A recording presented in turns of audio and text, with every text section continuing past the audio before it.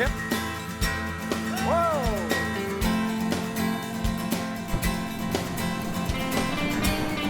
Here he comes. Yeah.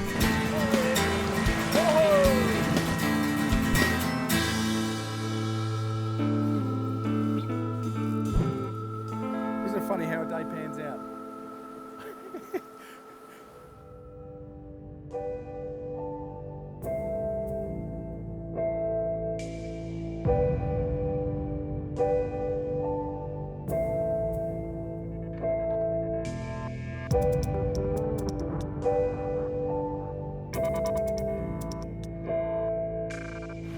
G'day, I'm Gavin from Hurley's Fly Fishing and welcome to another episode of On the Fly.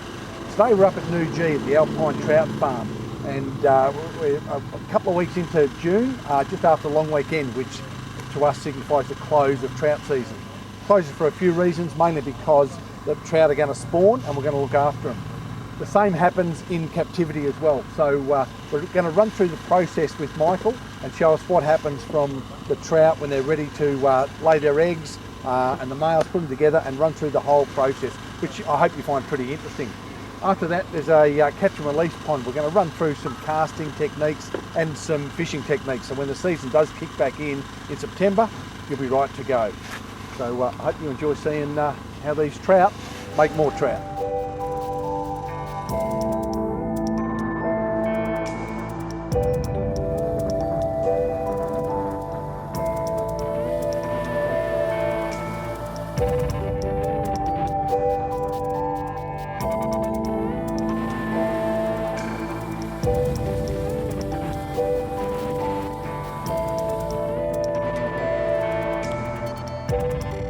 Just dragged one of the pools. It's got just females in it, so they'll net those, put them in some water just to settle them down a bit, and then they'll take them out, strip the eggs, put that in a bucket, and then they'll fertilise that.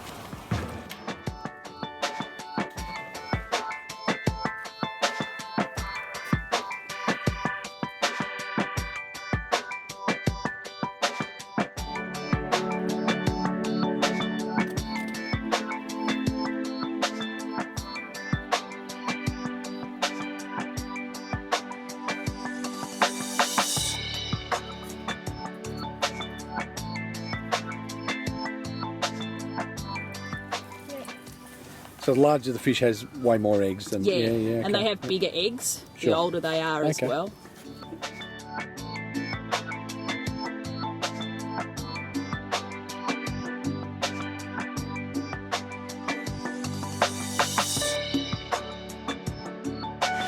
So that's the eggs that you saw us stripping this morning. Yep. And this is just the milk, so the sperm that we've collected from the males. And we're going to add that to the eggs, just very, very gently stir and then let them sit for about 60 seconds. And then we'll add a little amount of water, give them a gentle stir again, leave them for a couple of more minutes. And then we will fill the tub up with water, gently stir, and then leave them sit for about 20-25 minutes until they water harden. Sure. In a wild, like in a river, that's with more water would allow that oxygen and... That's right, and look, it's because we've got such a huge amount of eggs all at once. It's just giving it the best opportunity to fertilise the eggs. So out in the wild, you have so many males and females all together. Sure. All right.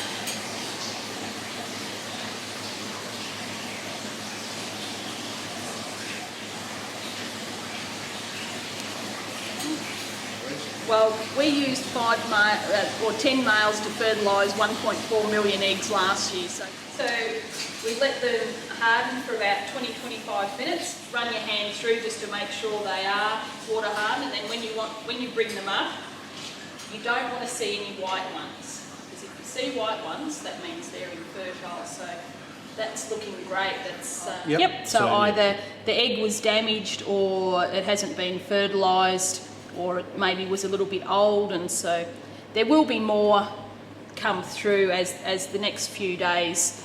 When they're in the incubators, you see the occasional one go white again, but that's looking really, really good. So it's obviously a bit grainy because we have to use these infrared lights obviously to not affect the eggs.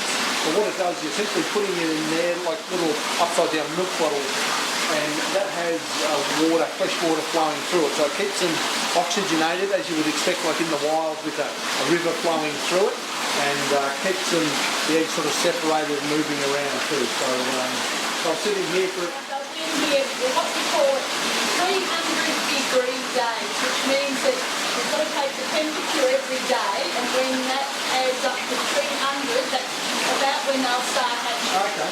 So they're very much temperature dependent. So it's usually about a month. Okay. Yeah. So once they're finished in the upwells, it's probably about 300 degrees until they sort of start to hatch there. Then they're literally poured into a sieve like this. This takes about 2 days for them to, I guess, get small enough, and they'll literally drop through the cracks here into some of the little baths in there.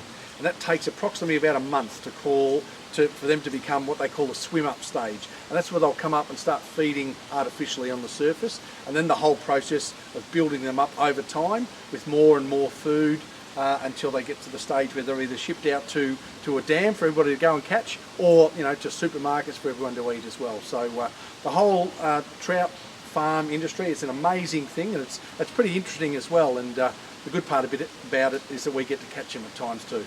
Fantastic.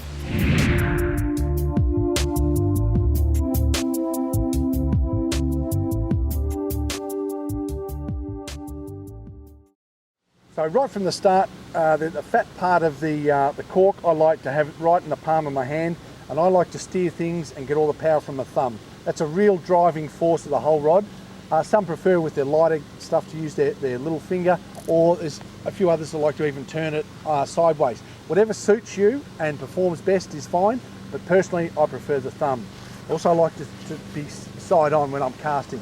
That's how you're going to get a lot of your movement as you're casting as well, and a lot more of your rhythm.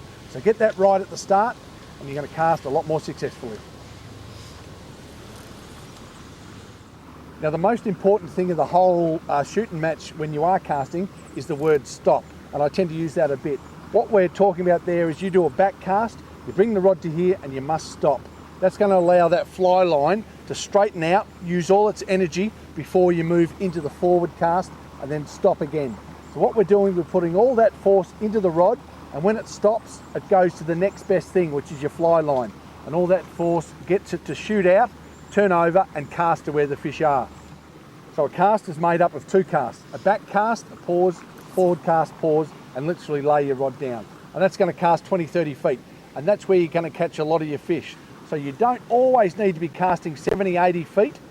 You're going to catch a lot of fish, even literally at a couple of rod lengths away. So if you can get this right to start with, you're going to be successful. Back cast, forward cast, and just come down with the line. And that's going to give you a really good presentation to deceive these fish.